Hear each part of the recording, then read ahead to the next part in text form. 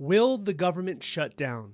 Well, there have been talks of a continuing resolution pushing us out to January 15th, but this time it would be different because it wouldn't be a clean bill. They would actually target specific deadlines for different agencies. This is being called independent shutdowns. This would complicate the process and put it into 12 different bills. So perhaps people might want to keep the Department of Defense running, but maybe shut down the IRS, or keep the Department of Homeland Security running, but then maybe shut down the EPA. So instead of having one argument or one discussion about funding the entire government, it would be broken down into 12 separate discussions, 12 arguments. Aside from the shutdown, Congress still has to vote on that over $100 billion foreign aid bill that the president proposed earlier. Republicans partially agree to the money going to Israel, but in return, they want to reduce the funding to the IRS. The IRS was already injected with billions of dollars. That's how they were able to hire so much last year and this year. So the picture being painted in Congress is, if the money is needed, if it is dire in Israel to send the money, then it is worth not hiring some IRS agents. Now, some people say, well, we could do both. Why don't we fund both?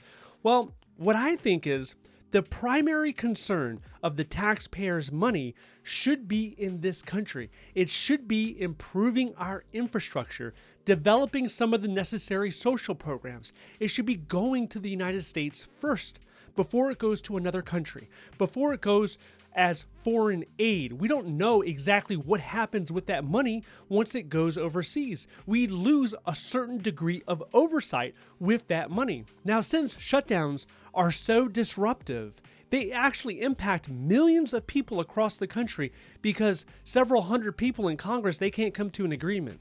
Millions of people end up suffering as a consequence.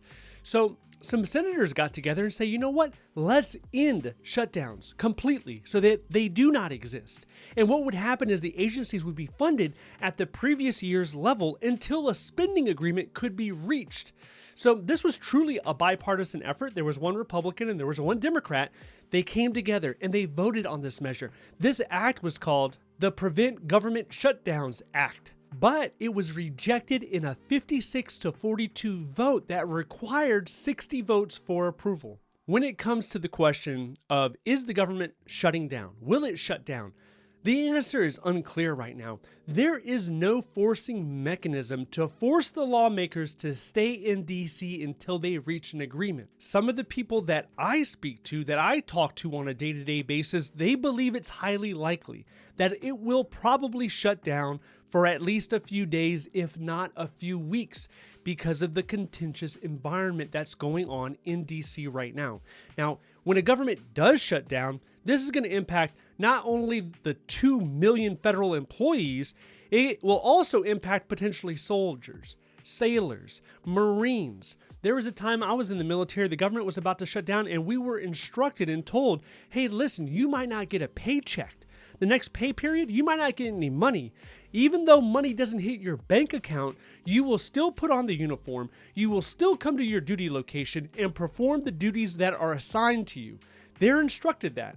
Obviously, that's going to create some level of resentment. People are simply not going to be happy with coming to work and not getting paid. The money will eventually get back paid. Everybody who's working, if you're an essential employee, if you're in the military, the money will come back to you. But the question is when? Because bills still need to be paid, responsibilities still need to be met. In certain agencies, the HR, they'll give you a letter so that you can go and file unemployment and get some sort of money that comes in. A lot of people live paycheck to paycheck, or even if you don't live paycheck to paycheck, you can have a sudden emergency that occurs and the place that you work, they're not paying you. So obviously that's going to be an emergency type situation. There are some programs that are developed to address this, but overall, the end result is that it's going to create a lot of unnecessary worry and stress. A shutdown will also impact the federal hiring process. No matter where you're at in the stage, whether you just were referred, maybe you have an interview invite, or you're waiting for your tentative job offer, these steps can be disrupted by a government shutdown. Now, if you're still looking for a government job, then when it comes to USAJobs.gov, that's where all the government jobs are, there are some tips that you should be aware of that could improve the probability of you getting a government job. If you're interested in that, then I want you to watch this video next. If you would like to see more videos like this, please click like and subscribe. Thank you so much for watching, and I will see you in the next one.